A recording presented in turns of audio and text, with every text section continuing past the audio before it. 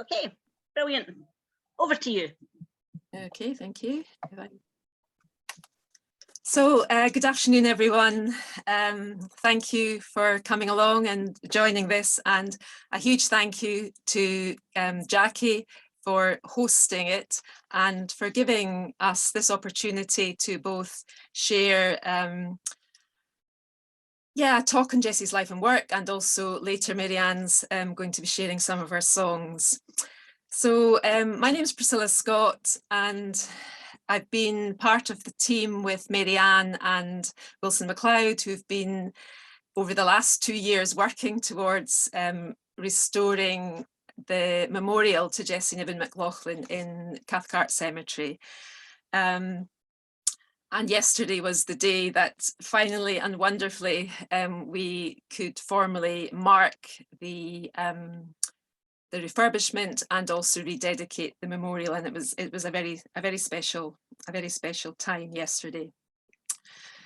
I'm going to talk today about the remarkable Jessie Niven MacLachlan, who took the songs of Scotland, including songs from her own Gaelic tradition, to some of the most prestigious concert halls of the world in the late 19th and early 20th century. She was in that period known as the Queen of Scottish Song and the Gaelic prima donna, and her name on a concert programme was enough to ensure a full house, not just for one concert, but for a number of consecutive nights. It was often quoted as a reflection of her popularity that she filled the beautiful White Town Hall in Sydney for 9 consecutive evenings.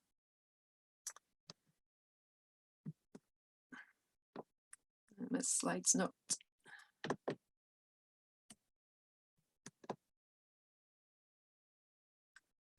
Sorry, Jackie, I can't get rid of the the square that says this meeting is being recorded by the host or a participant. Oh, that's not. There would normally be a big sort of blue button that says okay. No, there isn't.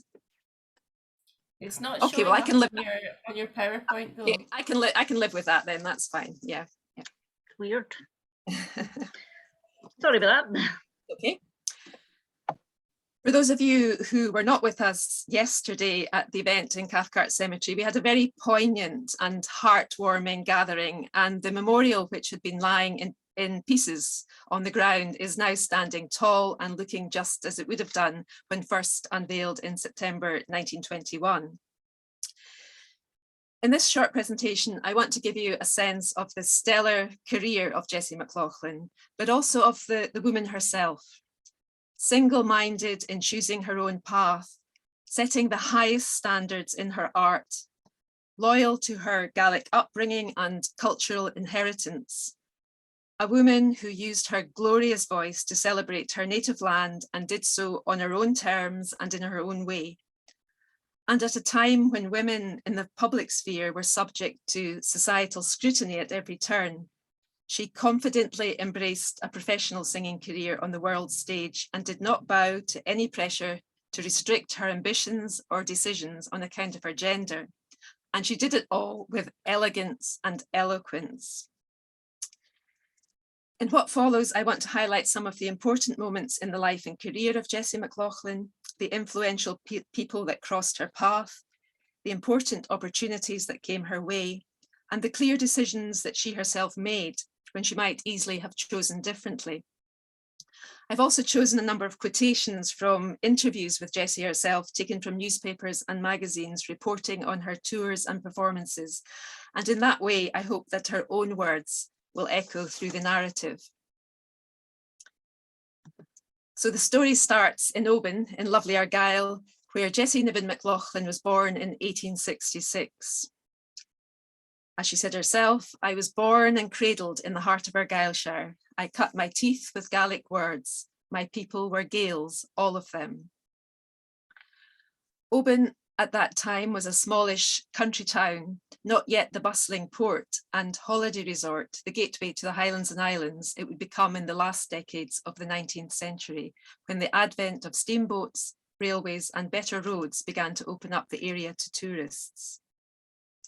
Her father, Alexander MacLachlan, was from Tobermory in Mull, was a well-established auctioneer in and around Oban. Her mother, Margaret Niven, was from an Oban family who were known for their exceptional singing ability. I think social circumstances were improving for the family as Jessie was growing up.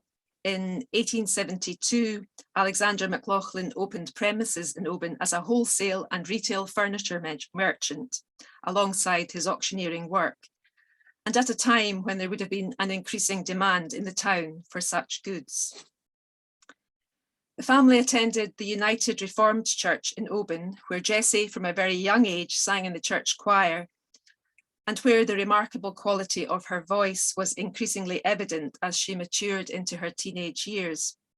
And it wasn't long before a number of people were advising her parents that she should be sent for professional training. This was a decisive moment for her singing career. It was a period when girls were more often encouraged to equip themselves to become exemplary wives and mothers, and we can assume there would be some mutterings warning against the move.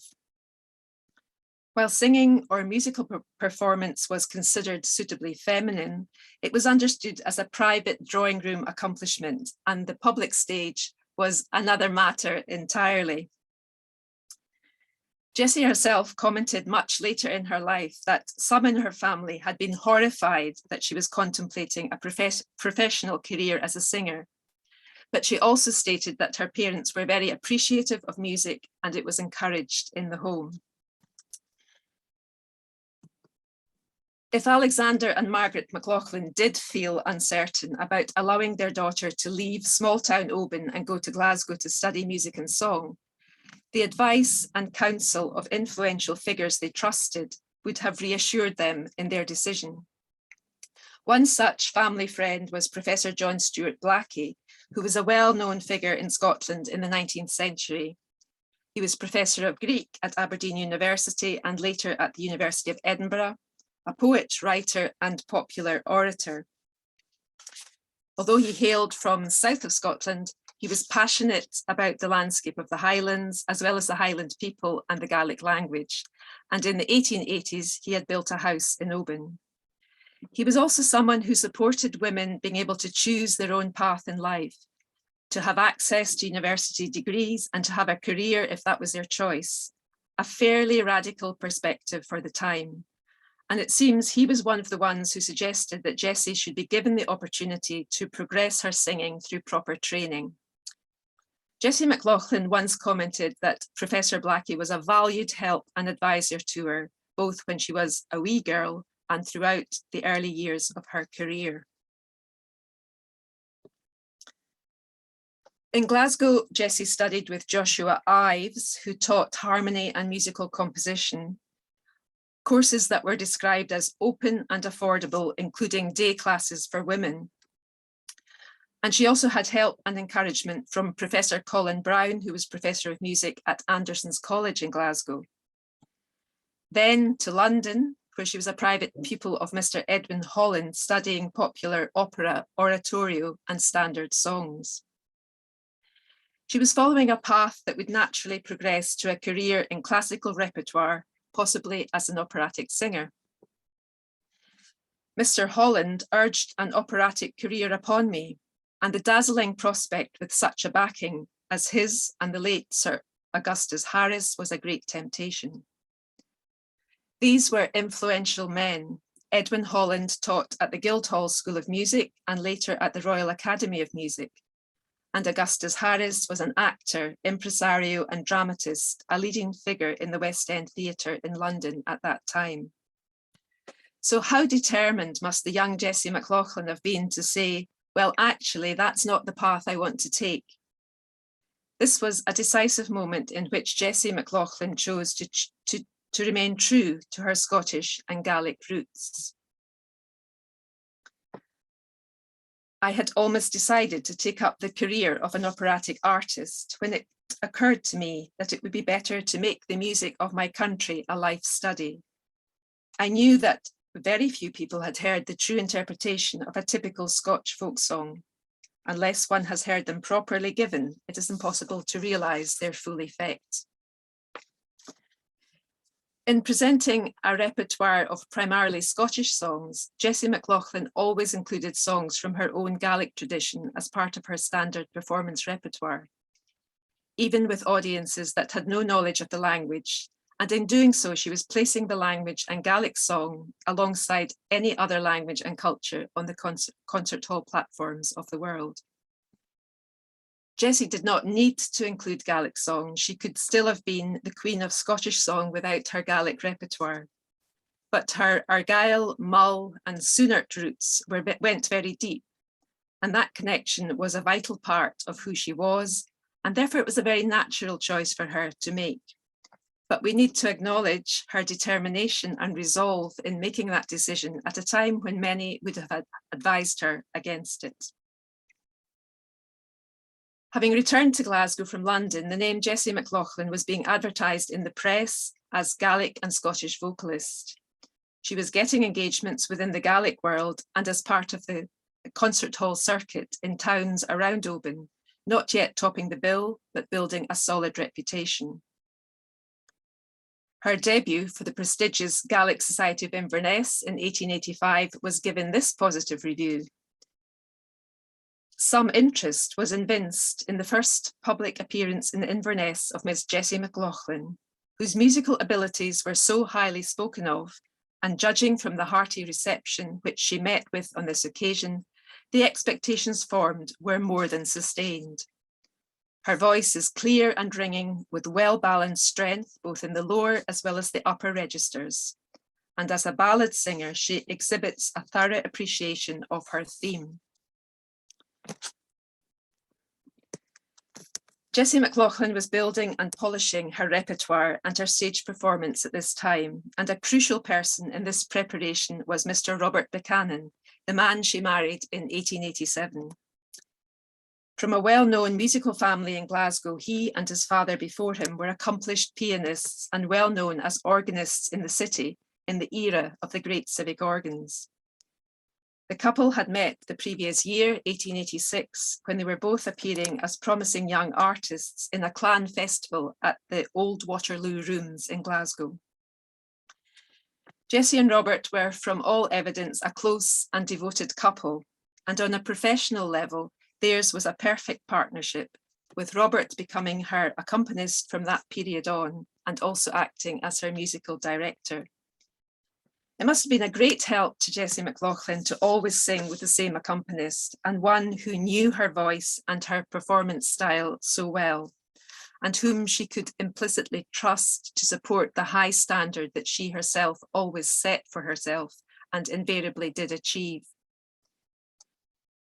Jessie had no intention of abandoning her career, as was the expectation for married women at this time. In 1892, singing at a concert in the Gilfillan Hall in Dundee, she was described as a rising Scottish vocalist. But by the end of that year, her name would suddenly be given an unexpected boost that would ensure she would top the bill in the future as Scotland's leading vocalist. 1892 was a year in Jessie MacLachlan's life when her career and reputation expanded very quickly. And while there were a number of influential people who prompted this to happen, she herself confidently accepted all that came her way that year and stepped right up for the opportunities that followed as a result. It was one of those moments when the stars aligned and different people and events coincided. In May that year, she sang at the annual gathering of the Gaelic Society of London, a prestigious society that was frequently attended by Highland gentry who were resident in the city. It was her first appearance in London, and that in itself was a step up. And her performance was described as a grand success, being enthusiastically recalled at each appearance she made. One of those present that evening was Lord Archibald Campbell, son of the Duke of Argyll, who was also president of An Gaelic, the new Highland Society that had formed the previous year in 1891. and the new society was planning the first Gaelic Mod to be held in September 1892 in Oban. Lord Archibald Campbell clearly saw the attraction of having Jessie MacLachlan singing at the Mod, particularly as she was from Oban, guaranteeing plenty local interest, and he therefore lost no time in inviting her to sing at the grand concert that would conclude the event. The first Mod was fairly modest in scope, with barely a full day of competitions. The grand concert in the evening was held in the Oban railway station, which had been specially adapted as a venue for the occasion. For those of us who remember the original Victorian railway building, it is possible to imagine how it must have looked that night, with its glass roof reflecting the gas lights, and there would be flowers and tartan in abundance. The venue was full and overflowing, uncomfortably so. Many would have attended to hear Jessie MacLachlan sing as a daughter of the town, already making a name for herself. But others may have heard rumours that the Princess Louise, daughter of Queen Victoria and wife of the Marquis of Lorne, was likely to be present, as was indeed the case. The Argyles were all staying at the Alexandra Hotel, and Jessie and her husband were invited there afterwards, where the Princess mentioned that she would like to suggest to the Queen that Jessie should come and sing before her in Balmoral. The formal invitation duly arrived, and everything was arranged within days. Jessie was only 26, and although already she had plenty experience of big occasions, this was something else entirely. She described the scene like this: "The long drawing room where I sang had a carpet and hangings of Stuart tartan. The fireplace was in the centre of the room, and the Queen leaned back in her couch, her feet resting on a footstool. She seemed to enjoy all the songs, but she was especially pleased with the Gaelic songs." It was reported that the Queen remained for some time talking with Jessie about music and the Gaelic language, which she was delighted to hear was the singer's mother tongue. Reports of Jessie MacLachlan singing before Queen Victoria at Balmoral appeared far and wide in the press. And as we would understand it today, the news went viral as a result of the hashtag Queen Victoria. It was a royal endorsement for Jessie MacLachlan, but also for Gaelic, and it surely must have encouraged Jessie, if she ever doubted it, that Gaelic song should have a permanent place in her repertoire wherever she sang. She received a bracelet set with diamonds from Queen Victoria, designed by Princess Louise, with the inscription, "From Victoria Regina to Jessie MacLachlan, Queen of Scottish Song." From one queen to another, as it were, so perhaps Victoria did have a sense of humour after all. The connections made with Lord Archibald Campbell and with the Princess Louise were also important for Jessie MacLachlan, and she enjoyed their support through the next decade of her career. It brought her the regular patronage of the Gaelic Society of London, with which Lord Archibald was involved, and she sang many times there. Both the Princess Louise and Lady Janie Campbell, wife of Lord Archibald, were progressive women within their class boundaries and would have recognised similar ideas in the way Jessie MacLachlan was approaching her career.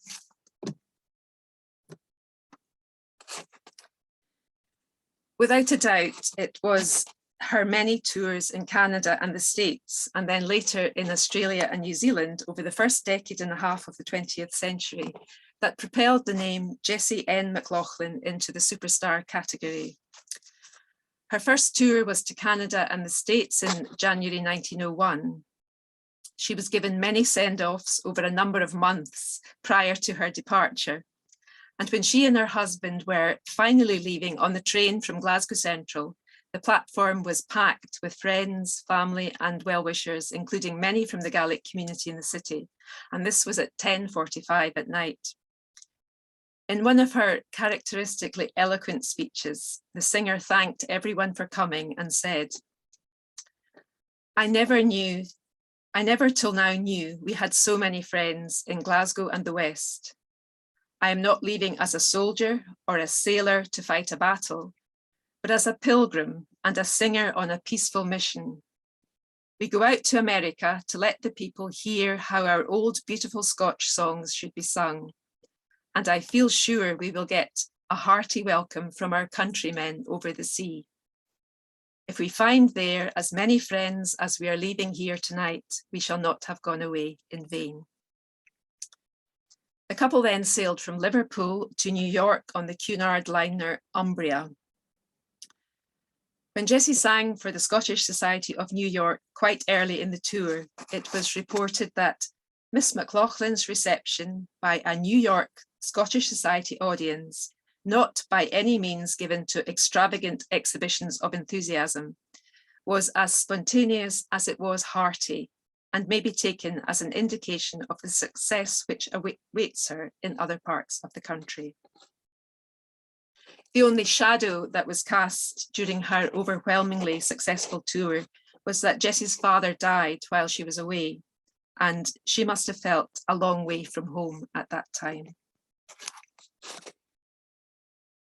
She was back in Glasgow by the summer, but had already signed up to return to Canada and the States for a second tour that autumn. She finished a Scottish tour in the Arbroath Theatre on Saturday, September the 14th, with scarcely time to draw breath before sailing for Canada on the 16th, where her first concert was scheduled for Halifax, Nova Scotia. When she made a return visit to the Caledonian Society of Toronto, she was presented with a replica of the brooch of Tara, the first of many jewelled ornaments she collected on her world tours. The brooch was, she was told, a mark of esteem for yourself and in appreciation of your matchless services to the cause of Scottish and Gaelic song. Jessie and her husband sailed from New York back to Glasgow at the beginning of May 1902, having been on tour since the previous September. At the end of May, she was singing in Dublin at the annual Festival of the Irish Language Movement. And in the autumn, she was again heading back across the Atlantic and then back again home for the winter season. In April 1904, she was completing a round of performances the length and breadth of Britain before embarking on her first world tour that would include Australia and New Zealand. This was the pattern of Jessie MacLachlan's peripatetic life, really for the rest of her singing career. She undertook intensive schedules on her overseas tours, travelling vast distances. On her fourth tour of North America, starting in September 1904, she opened in Quebec and finished in San Francisco with 100 concerts in between. Many of these concert halls that she sang in were built in the late Victorian period, and therefore they were new, cutting-edge, modern venues at the time when Jessie was singing. Buildings such as the Massey Hall in Toronto, which was completed in 1894, the largest venue in Canada at the time, and where Jessie sang a number of times, including the annual New Year concert on January the 1st, 1914. She also sang in the Auditorium in Chicago, completed in 1889, the Town Hall Sydney, built in 1889 also, the Opera House, Vancouver, opened in 1891, the Town Hall Wellington, New Zealand, opened in 1904. These were iconic buildings of the day, and Jessie MacLachlan's performances filled them to capacity every time. It's an indication of the high standard that Jessie MacLachlan set for herself when she was performing, that reviews were almost overwhelmingly 5-star standard. Given her tough schedule when touring, she could have been forgiven an occasional mediocre performance due to exhaustion or lethargy, but she seemed to always have deep reserves of energy to call upon. A review from Melbourne in 1907 is typical of her reception on tour. "We have never had a singer in this city who has stirred up such scenes as the one on Saturday night, when 3,000 men and women stood up to cheer, to applaud, to wave hats and handkerchiefs, and to show in other ways their appreciation of that incomparable artist, Jessie MacLachlan."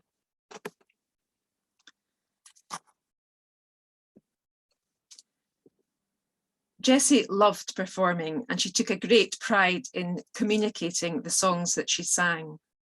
She was on a mission to share the riches of Scottish and Gaelic song with the world, and once said that she preferred singing to a cosmopolitan audience rather than a partisan Scottish or British one, as it gave her the opportunity to introduce Scottish and Gaelic songs to those who had never heard them before.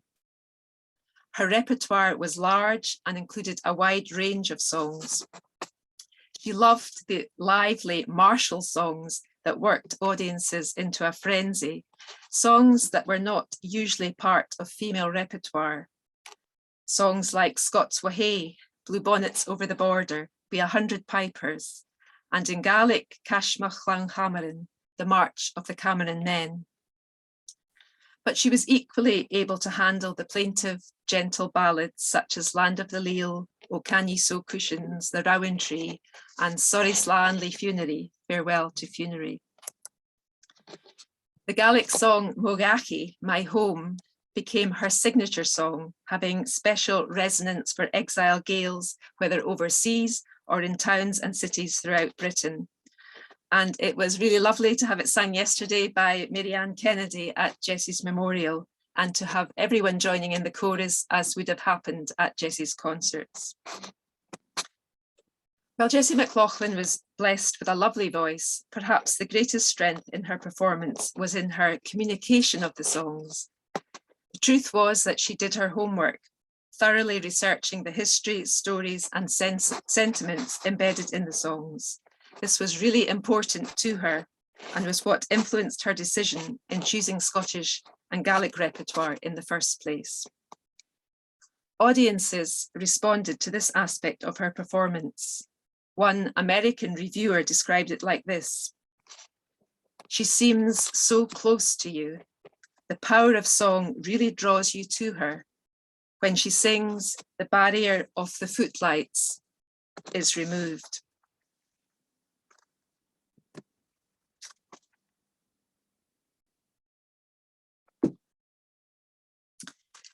In 1899, as the long 19th century drew to a close, the recording technology that would become such a feature of 20th century life was still at a very early stage.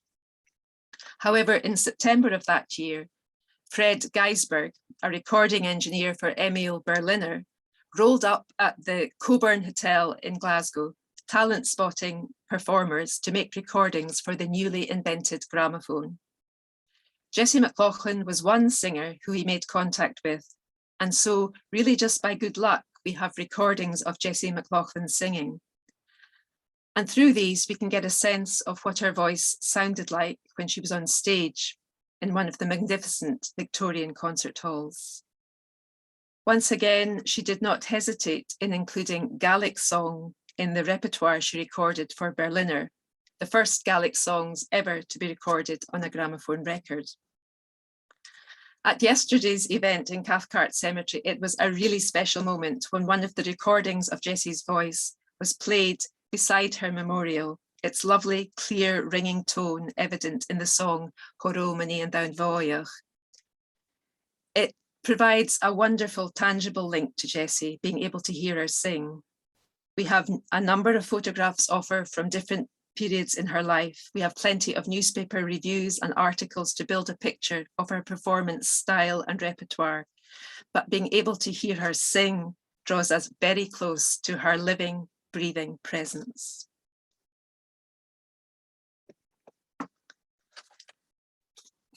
In September 1913, Jessie MacLachlan sang in the Kinnaird Hall in Dundee at the final concert of the National Mod. You can see from the advert in the picture here the grand nature of these events, and it seems that she was in wonderful voice that night. In the audience, there were two young girls whose mother had bravely asked permission to have her two young Gaelic-speaking daughters excused from school that day because she wanted to take them to the Mod solely to hear Jessie MacLachlan sing. One of those little girls, decades later in 1985, and she was by then an elderly woman, recalled on radio the memory of that experience, the detail still vivid in her memory. Vai erachgel, vai arsht agus uafasach snasel, sé gún uaine a vore agus trene géir, agus haniki gírach mar cumbiag fear vaunri, fatan is coltiche ri bounri na va Victoria. Agus a hiad árin a chola mi I a galan aiche sin, sé mogachi. Bai sonrich de gírach, chan il keine acum jane hárin ille a gavi, ach ha keine acum cubra ir a klein sin a gal, mogachi. An important lesson for these young girls that their home language could be used in any context and was as valid on a glittering stage sung by a stylish female superstar as it was around the kitchen table. No one could have any inkling as Jessie MacLachlan took her final bow that this would be her last ever performance on home soil.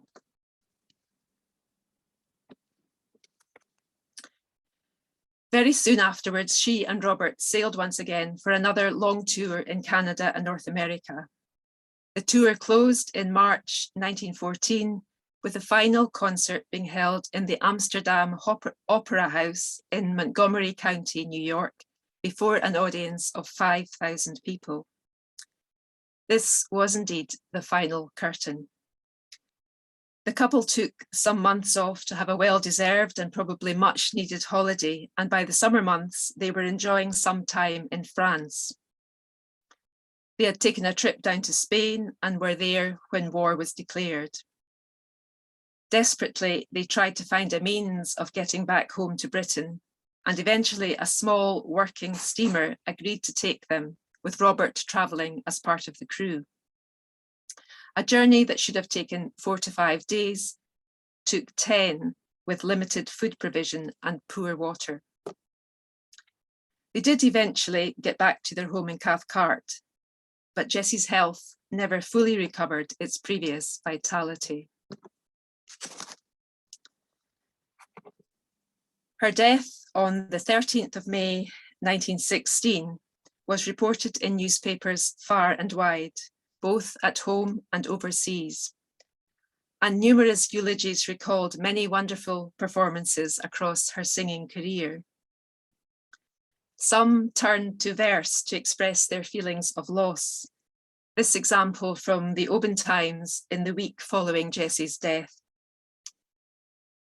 Leaden skies and falling rain, oh my soul is numb with pain.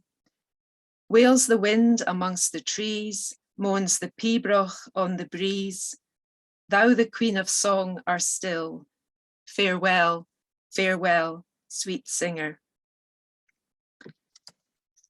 It was another 5 years before Robert Buchanan publicly unveiled the impressive yet understated memorial on Jessie's grave in September 1921.